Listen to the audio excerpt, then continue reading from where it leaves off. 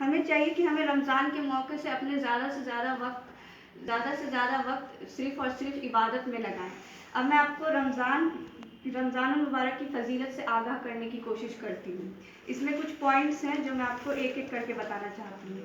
پہلا پوائنٹ، رمضان المبارک تمام مہینوں کا سردار ہے. دوسرا پوائنٹ، رمضان المبارک سب سے بہتر اور افضل مہینہ ہے. تیسرا پوائنٹ، رمضان قرآن کے نازل ہونے کا مہینہ ہے. چوتھا پوائنٹ، رمضان المبارک میں آسمان کے دروازے کھل جاتے ہیں. پانچواں پوائنٹ، رمضان رحمتوں والا مہینہ ہے. چھٹا پوائنٹ، اس مہینے میں جنت کے دروازے کھل جاتے ہیں اور جہنم کے دروازے بند ہو جاتے ہیں. اس مہینے میں کی گئی ایک نیکی کا ہمیں 70 گنا زیادہ ثواب ملتا ہے، جس کی وجہ سے زیادہ لوگ زکوٰۃ، صدقہ اور عمرہ جیسی چیزوں کو ادا کرتے ہیں اسی مہینے میں، تاکہ انہیں 70 گنا زیادہ ثواب مل سکے. اس لیے ہمیں چاہیے کہ اس مہینے میں ہم زیادہ سے زیادہ گناہوں سے خود کو بچائیں اور زیادہ سے زیادہ ثواب کا کام کرنے کی کوشش کریں. اب میں آپ کو الگ الگ طرح کی عبادتوں کے بارے میں بتاتی ہوں جنہیں ہم کر سکتے ہیں اس آنے والے رمضان میں. پہلی عبادت ہے ہمیں نماز کی پابندی کرنی ہوگی. دوسری عبادت ہے ہمیں روزوں کی پابندی کرنی پڑے گی. ہمیں ایسا خیال رکھنا ہوگا کہ کسی بڑی وجہ کو چھوڑ کر، کسی چھوٹی موٹی وجہ کی وجہ سے ہم اپنے روزوں کو نہ چھوڑیں. اور تیسرا ہے کہ ہمیں قیام اللیل اور ذکر و اذکار میں کثرت کرنی ہوگی.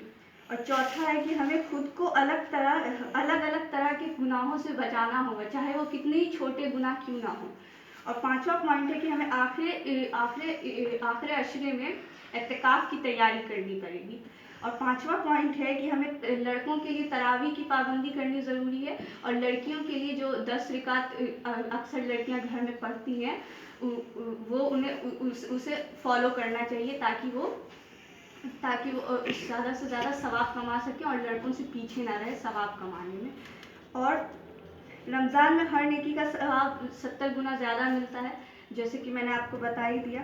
اور اس رمضان میں ہمیں الگ الگ طرح کی بہت ساری گناہوں سے خود کو بچانا چاہیے، جس طرح کی گانا سننا اور ڈانس دیکھنا، فلم دیکھنا، یہ سب چیزوں سے ہمیں خود کو بچانا چاہیے. میں خود ان سب چیزوں میں ملوث ہوں، اللہ بچائے، آپ لوگوں کو بھی بچائے، مجھے بھی بچائے.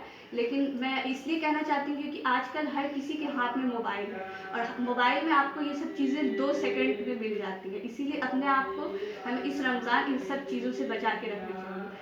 اللہ تعالیٰ ہمیں کہنے سننے سے زیادہ عمل کرنے کی توفیق عطا فرمائے. وآخر دعوانا ان الحمد للہ رب العالمین. شکریہ.